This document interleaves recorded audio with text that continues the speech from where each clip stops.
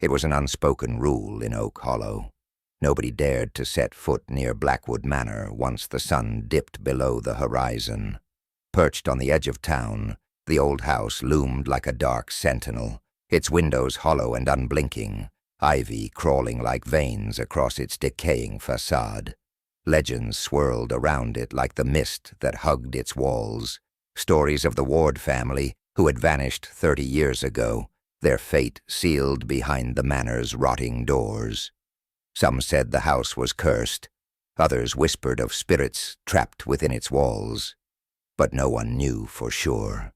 No one, except for those who had dared to enter, only to vanish without a trace, as if swallowed by the shadows. Despite growing up with tales of Blackwood Manor's haunted history, Eliza felt an irresistible pull drawing her to the house. Armed only with a flashlight, a notebook, and the burning curiosity of a young journalist, she approached the manor's front door. Each step felt like a march into the unknown, the air around her growing colder with every inch closer. Her breath fogged in front of her, and a shiver ran down her spine as she hesitated on the threshold. "It's just a story," she whispered to herself, trying to ward off the creeping dread. But even as she pushed the door open, the darkness seemed to sigh, welcoming her into its depths. As the heavy door creaked open, Eliza stepped into the manor's entryway, a chill wrapping around her like an unwelcome embrace. Her flashlight cut through the dusty gloom, revealing furniture draped in age-old cobwebs and the suffocating smell of decay. Framed portraits lined the walls, their faded faces watching her with eyes that seemed to track her every movement. She took a shaky breath, feeling the air thick with stories left unsaid and secrets left to rot. She had heard the warnings, the rumors of shadows that lived in this place, but she had never truly believed until now. Just as she steadied herself, a voice broke through the silence, soft, almost a whisper, yet unmistakable. "Eliza." Her heart skipped a beat as her name drifted toward her, carried on an unseen wind.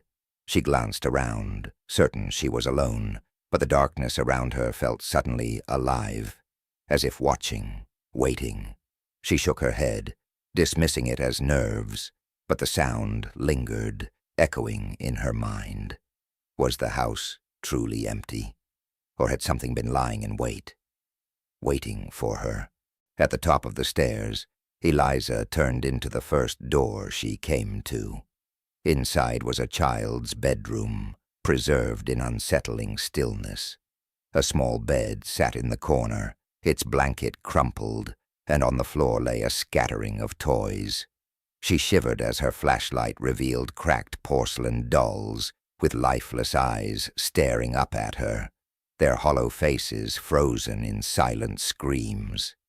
Each doll seemed to radiate an eerie presence, their gaze following her with a haunting intensity that made her skin crawl. Moving further into the house, she opened another door to reveal the master bedroom.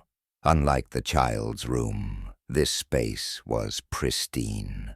The bed made with sheets pulled taut as if waiting for someone to return. Yet the air was thick and stifling, an invisible weight pressing down on her, filling her lungs with dread. She felt as though she had intruded upon a place that still held its former occupants, even if their presence had faded into the shadows. Just as she turned to leave, a movement caught her eye. A shadowy figure slipping through the doorway and down the hall. Her heart pounded as she forced herself to follow, her footsteps slow and uncertain. The figure drifted ahead, beckoning her deeper into the darkness, disappearing into the last room on the left. She swallowed her fear, every instinct screaming at her to run, yet she found herself drawn forward, as if the shadows had taken hold of her. At the end of the hallway, she opened the door to what appeared to be a library. Dust-covered shelves lined the walls, and ancient books sagged in their bindings. The fireplace crackled, casting eerie shadows, yet no one was there. In the center of the room was a single chair, facing away from her, cloaked in shadows. She stepped closer, her breathing shallow, her footsteps swallowed by the thick silence. The air felt colder, sharper, as though it held something waiting for her. As she neared the chair, she felt a hand, cold as ice, settle on her shoulder. Her breath hitched as she looked toward the mirror across the room. In its cracked surface, she saw her grandmother's face staring back at her. But it wasn't the warm face she remembered. Her grandmother's eyes were hollow, her expression twisted with a sorrowful rage. "Eliza, why did you come here?" The voice echoed, her words laced with a sadness that chilled her to her core.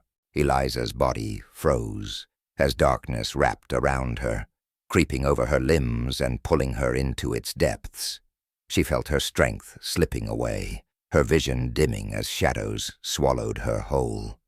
Her last glimpse was her own hollow reflection staring